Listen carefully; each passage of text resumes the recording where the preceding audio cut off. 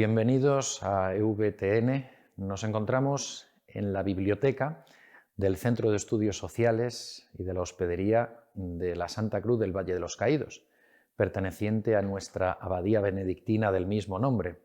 Soy el padre Santiago Cantera, Montenegro, prior administrador de esta abadía benedictina, monje ya desde hace casi 20 años, y estoy encantado de poder presentarme y estar con todos ustedes.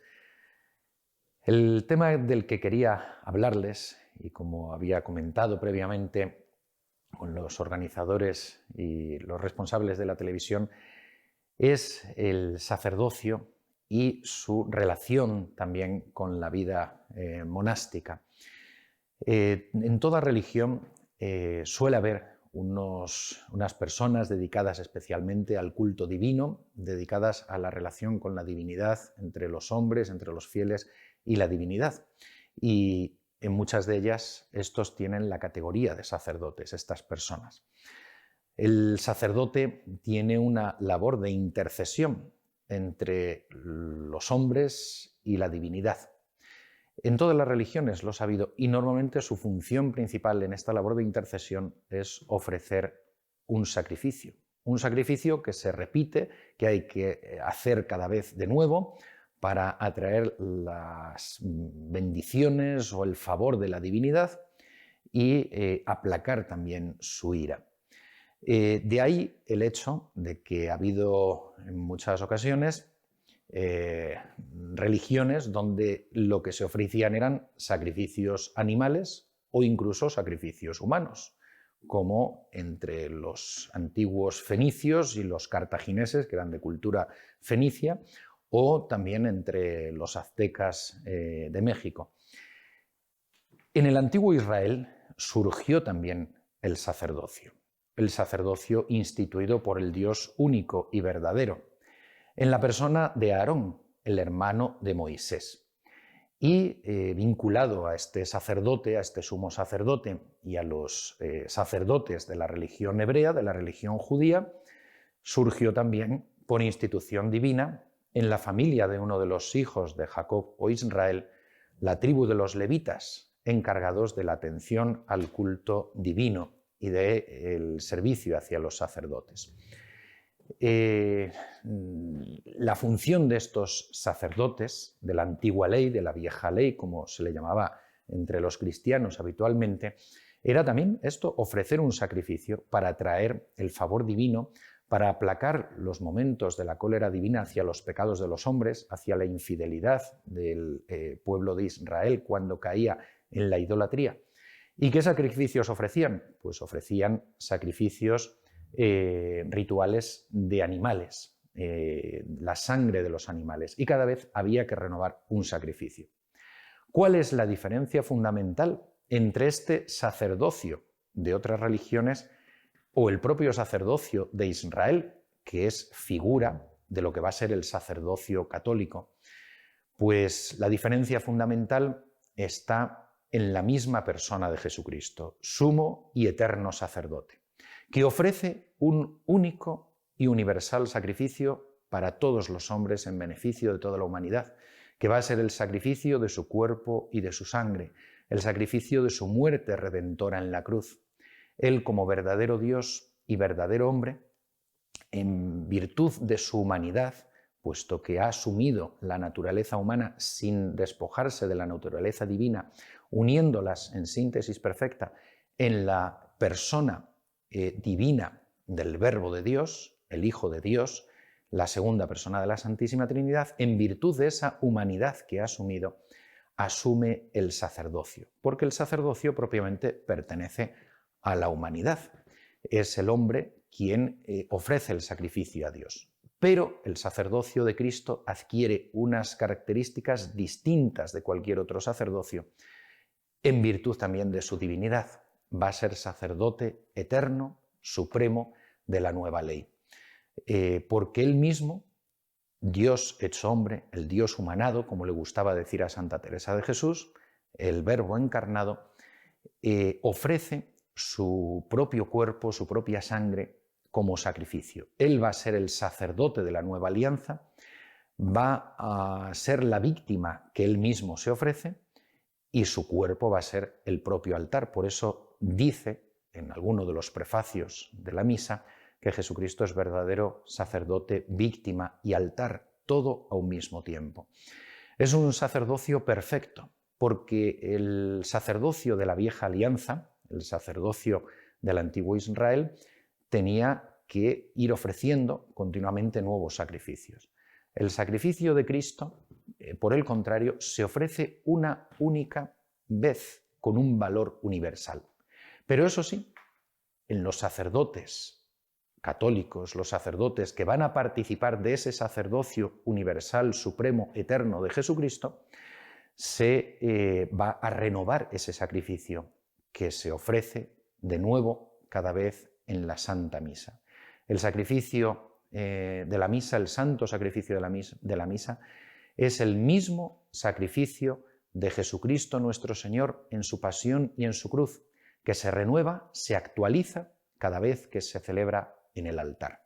Es el mismo y único sacrificio de Cristo, y el sacerdote que lo ofrece propiamente es Jesucristo, en la persona también del sacerdote católico que allí lo celebra. El sacerdote hace las veces de Jesucristo. Es más, como diría el Papa Pío XI, es otro Cristo, alter Christus.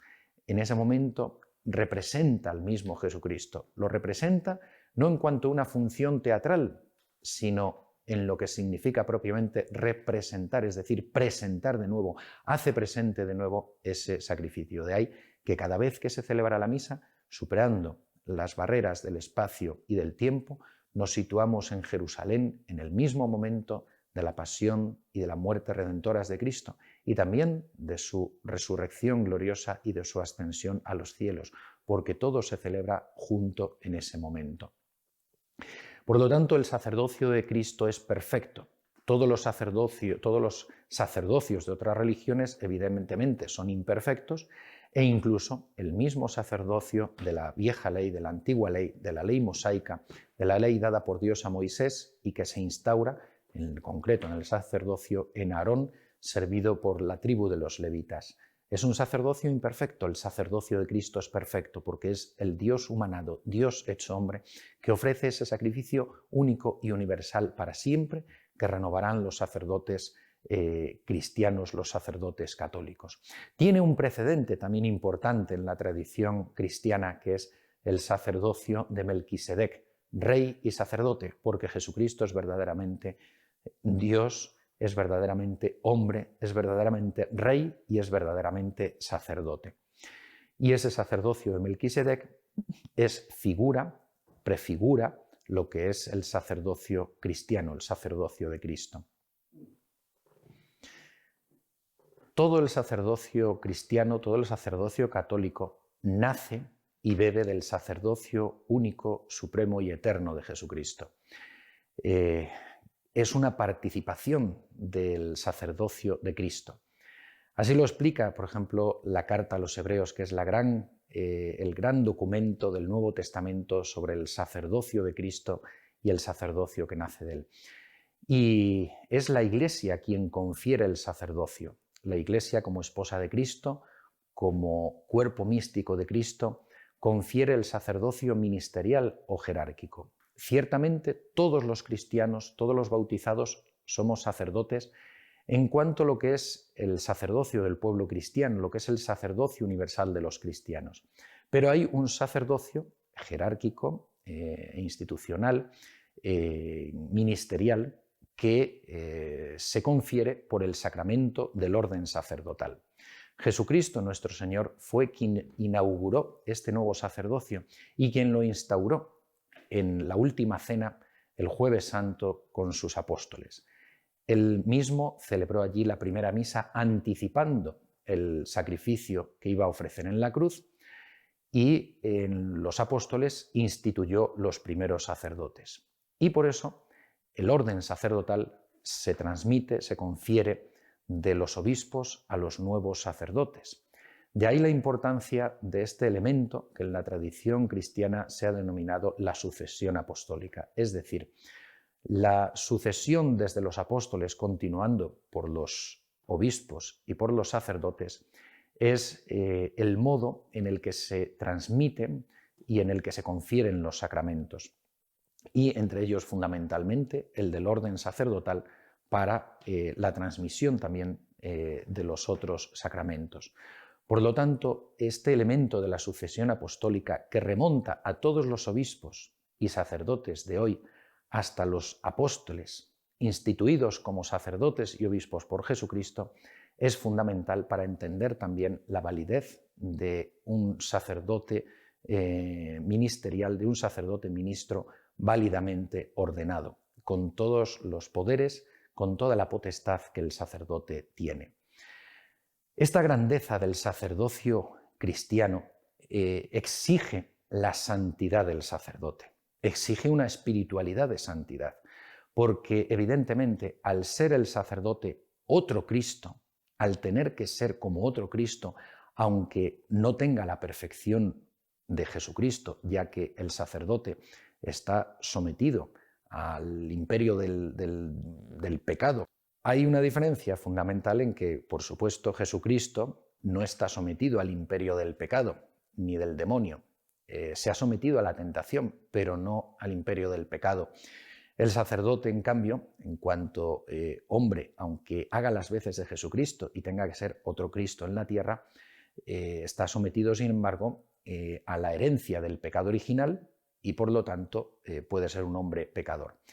Y por eso tiene que esforzarse con un esfuerzo personal, colaborando con la gracia recibida de Dios, dada a todo cristiano, pero de un modo especial a él, en virtud del sacramento del orden sacerdotal, tiene que colaborar con esa gracia sacramental para desarrollar una vida de santidad que le tiene que llevar a ser como espejo en el que se refleje Jesucristo, llevar una vida que imite lo más posible a la vida de Jesucristo.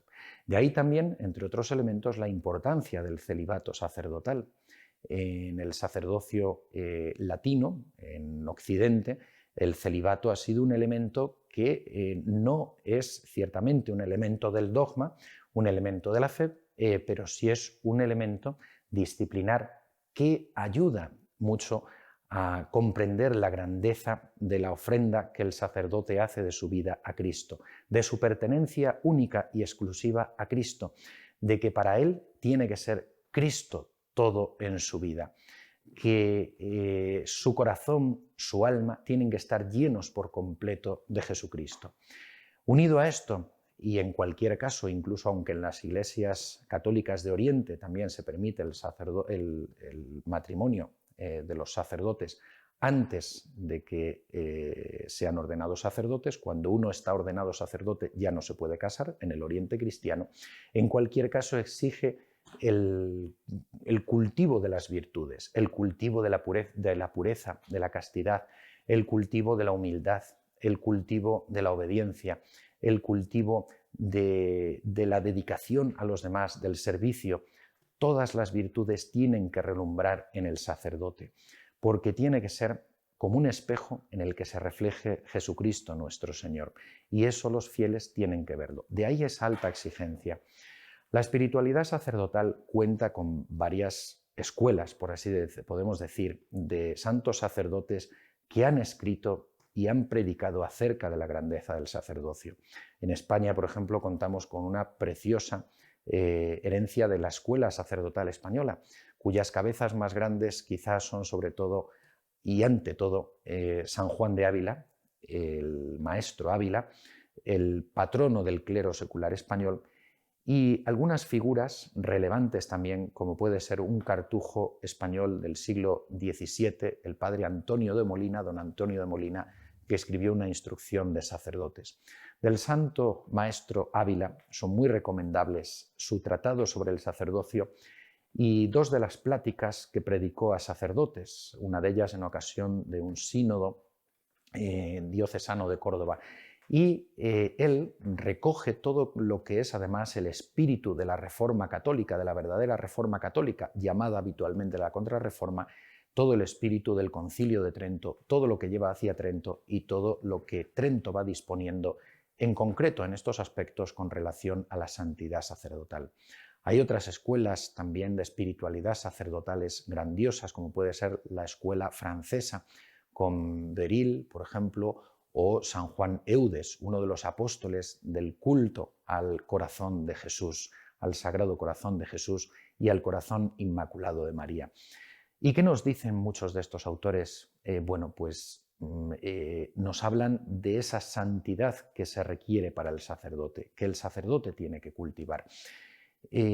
Nos dicen a veces, por ejemplo, San Juan de Ávila o don Antonio de Molina, cómo el sacerdote tiene que cuidar de su vista, cuidar del tacto, cuidar de todo en su pureza de cuerpo y de alma, en su limpieza de intención, en su rectitud de intención, porque en sus manos tiene lugar el momento grandioso de la transubstanciación, de la conversión de las especies del pan y del vino en el cuerpo y la sangre, y el alma y la divinidad de Jesucristo nuestro Señor.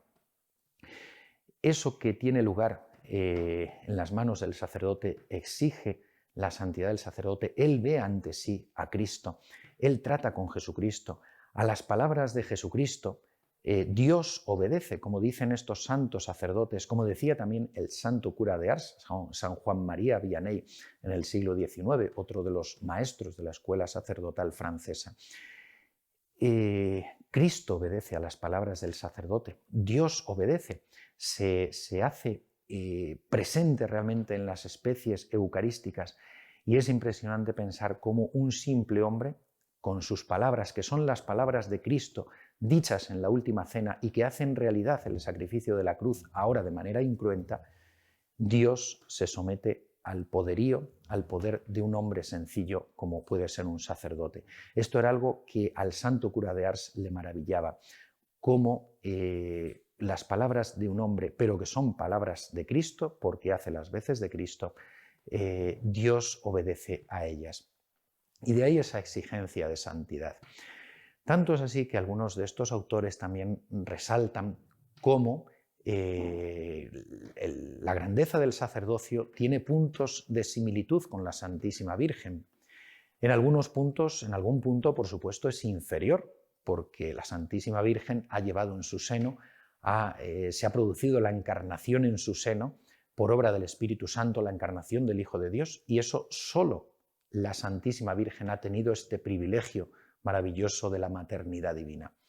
Pero también dicen, hay puntos en que se puede equiparar e incluso superar, porque el sacerdote trae de nuevo a Cristo a la tierra cada vez que se celebra la Santa Misa.